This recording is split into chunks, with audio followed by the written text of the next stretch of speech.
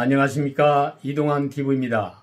오늘은 청와대만 쳐다본다는 이야기를 하고자 합니다. 구독 꼭 눌러주시기 바랍니다. 국민은 왜 청와대만 쳐다볼까요? 언론은 왜 청와대 청원 게시판만 들여다볼까요? 정부의 각 부처와 국회의 각 정당과 사법부의 각 기관도 모두 그쪽을 먼저 바라보고 있습니다. 그것이 생사의 여탈권을 가지고 있고 그 권력을 행사하고 있기 때문이겠지요.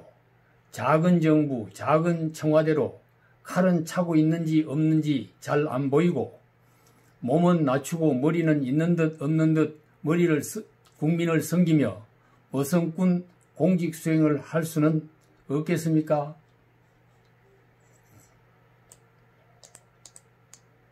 태평성대를 위해 고대 국가의 정치는 어떻게 했는지 고대로 올라가 보고자 합니다. 해가 뜨면 일하고 해가 지면 쉰다. 우물 파서 물을 마시고 밭을 갈아서 먹으니 제왕의 힘이 내게 무슨 소용이 있으랴. 이 노래는 요나라 때 태평성대를 구가한 노래로 악부의 자묘가사 중 하나인 땅을 치며 노래한다는 뜻의 격앙가입니다. 요임금이 천하를 다스린 지 50년이 되었을 때 백성들이 잘 살고 있는지 직접 확인하기 위해서 평민 차림을 하고 거리로 나가 보았다고 합니다. 길가에 한 노인이 두 다리를 뻗고 앉아서 한 손으로 배를 두들기고 한 손으로 땅바닥을 치며 격앙가 노래를 부르고 있었습니다. 요임금은 이 장면을 보고 크게 만족하며 태평성대를 확인하고 입궁하였다고 합니다. 이는 백성이 정치의 고마움을 아는 것보다 정치의 영향을 전혀 느끼지 못하게 하는 정치가 더 위대한 정치임을 말해주고 있는 것입니다. 지금은 대통령이 진무를 보는 청와대를 두고 여러 가지 수식어를 붙여 비판하고 있습니다. 총리 패싱 청와대, 상위 하달 청와대, 만기 칠남 청와대, 청와대 정부라는 소리가 나오고 있습니다.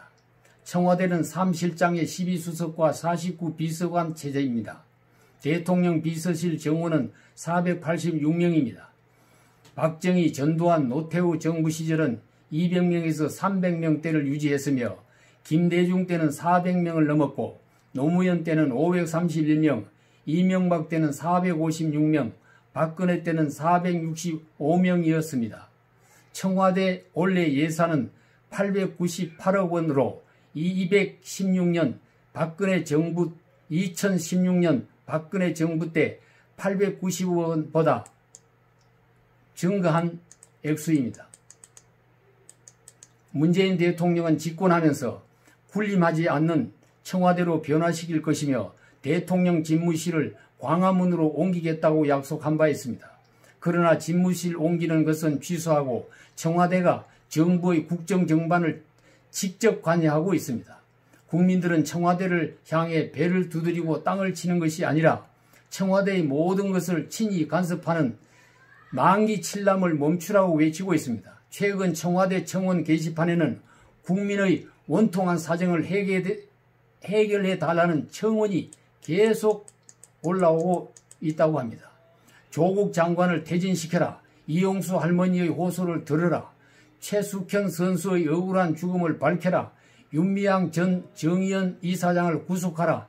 박원순 시장을 수사하라 하는 등의 청원이 청와대로만 몰려온다고 합니다. 청와대를 사칭하는 사기 범죄인이 늘고 있습니다.